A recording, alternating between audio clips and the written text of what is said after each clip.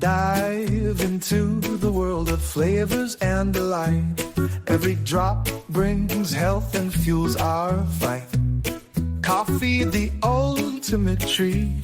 Podcast takes the lead, where each brew inspires and plants the seed. Now let's explore curiously with our taste buds and ears, with every delightful sip with the host.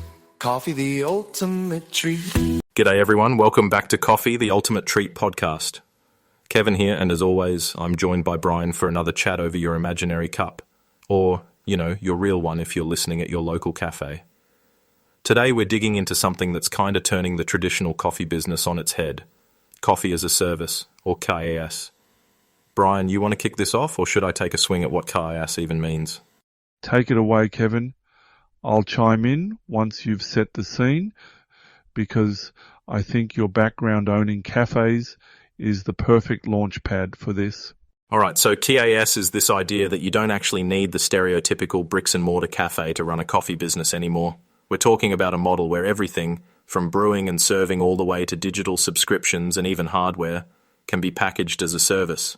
Kind of like how software moved from CDs to the cloud, yeah? Instead of opening one big fancy shop, you can run, almost any kind of coffee experience anywhere, with way less overhead. And crucially, it's not just about the coffee, it's about tech, automation even, dare I say robots pouring your shot.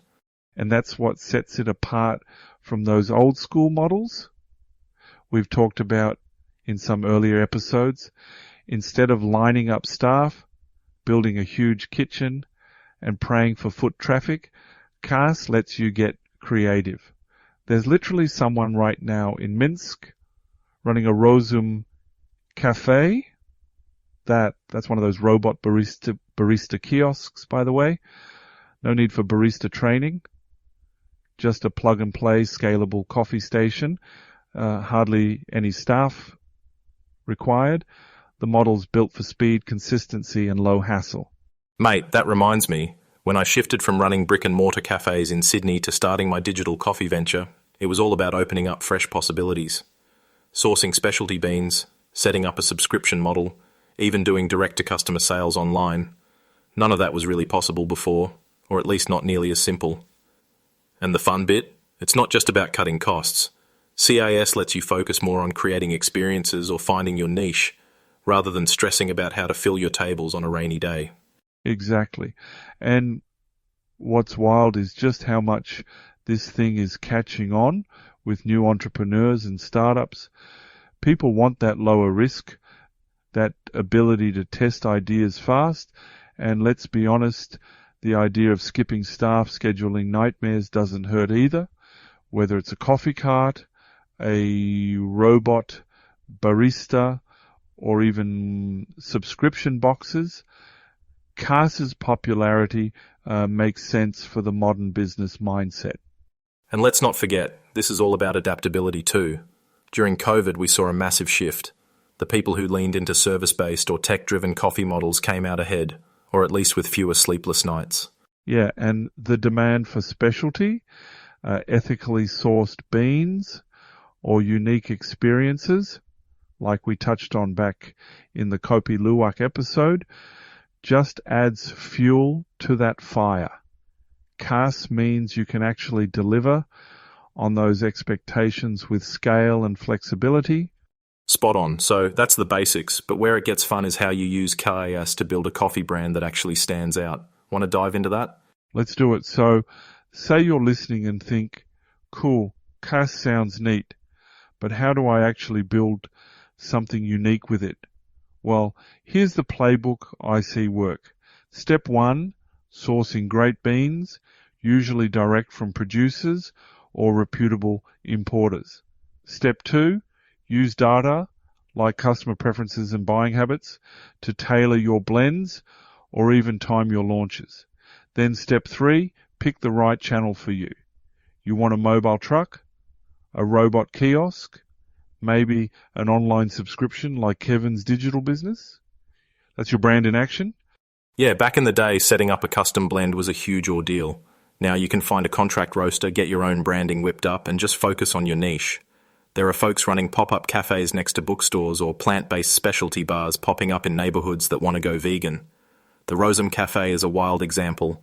Robotic barista, scale up or down as you like. It's kind of genius. The tech's making it easier on the entrepreneurs too. You don't need to know how to fix an espresso machine or manage 10 baristas with ever-changing schedules, right? CAAS-based models like Rosem Cafe even let one person manage 5 separate kiosks. Talk about efficiency. So people can focus all that saved time and energy on actually growing the business or spending more time on the parts that matter to them, which, if you're like me, means less burnout, more creative energy, and a better work-life balance overall. And that's key. Look at the little roasteries that create drop-in events or mobile subscription models, those pop-up cafes we mentioned before, or the folks mixing co-working spaces with a specialty menu, really leaning into their niche. It's about knowing who you want to serve and use CAAS to reach them. By customizing your branding or packaging, as outlined in the Forbes article, you can literally carve out a market that fits your passion, and your customers stick around because they feel seen. Couldn't agree more. It's about you using CAAS to do things your way. We see these direct-to-consumer brands booming partly because they're able to listen to data and feedback and pivot fast. That lets them personalize service and keep innovating, like how some switch up their blends every season or run tasting events for loyal subscribers. And sometimes the best branding is just letting the technology fade into the background and letting the coffee shine. Simple, clear, and memorable. Ready, Brian, to get into how tech and data really supercharge growth in this game? Yeah, let's talk tools. So, if you're running a CAAS-style business, you have access to some next-level tech. Think inventory systems that auto-reorder when beans run low, subscription management software that lets you test new products, or CRM platforms that help you get to know your customers beyond just their email address. It's not just for the massive brands anymore. Even a small subscription box company can tap into these tools now. Right, and don't forget about the robot baristas. I just got to bring it up again. Those Rosem cafes, for example, come with Italian-made coffee machines and transparent paneling so your customers can see every move. The systematic style means every cup is consistent, and consistency brings customers back. And if you're someone who freaks out about maintenance, don't. It's all built to be user-friendly and supported by a pro team. Honestly, the fact that you can manage multiple cafe units with one staff and tweak your branding as you go, that's revolutionary. Plus, there's so much opportunity to keep refining your business through automation and feedback. Technology lets you A/B test new seasonal blends, fine-tune pricing in real time, or even run targeted loyalty programs like we suggested a few episodes back. Even some small Melbourne cafe owners, after switching to a CAAS platform, saw sales triple within a year just by streamlining ops and launching a careful subscription model for new monthly blends. Yeah, I actually know one of those Melbourne folks. He went from barely breaking even on a downtown shop to running a seasonal blend subscription. CAAS powered, of course. The difference? Data told him what combos his customers loved, and the tech delivered a personalized experience right to their door. He even used the robot barista as a marketing tool approach, a neat way to draw foot traffic and show off his tech-savvy edge. For anyone listening, the playbook boils down to this. Embrace automation, let data guide decisions, but don't lose that personal human connection in the process. The tech should help you serve better coffee, not distract from it. Innovate, listen, experiment, repeat. That's how you keep up and grow in the CAAS era. Couldn't wrap it better myself, Brian. And for those of you thinking of making the leap, from back alley espresso slinger to digital coffee trailblazer, now's a pretty good time. There's no single way to do it, but if you use the right tools, you can find your sweet spot. All right, mate, that's about all we've got for today. Any final thoughts?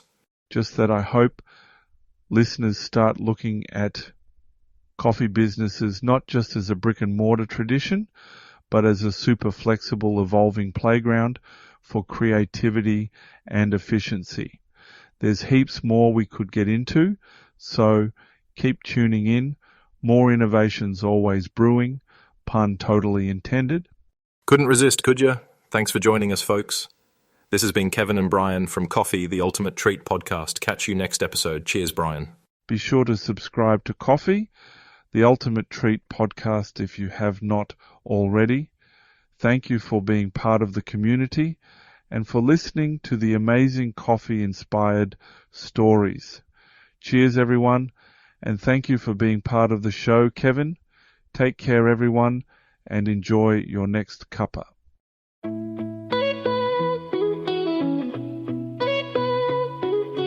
Thanks for tuning in, it's really sweet. Your ears too were quite the treat. Sipping knowledge in every beat.